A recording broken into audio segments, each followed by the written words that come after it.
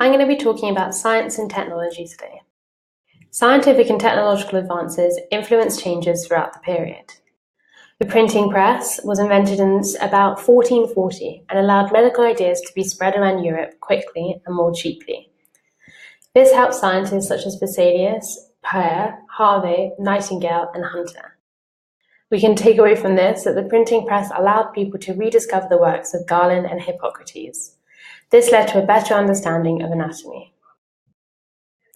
Scientific equipment.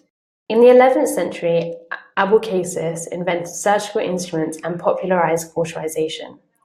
Microscopes were invented in the 17th century and allowed scientists like Pasteur to see the microorganisms he described.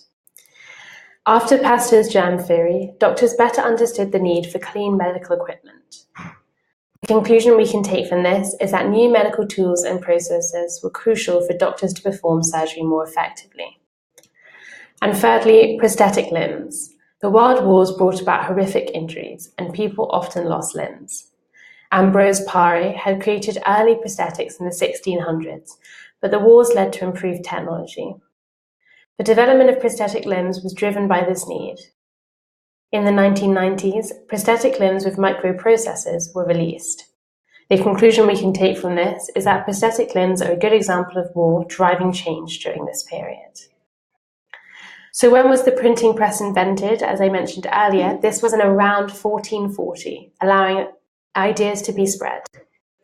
And in the 11th century, Abulcasis, the Muslim physician, invented surgical instruments and popularized cauterization.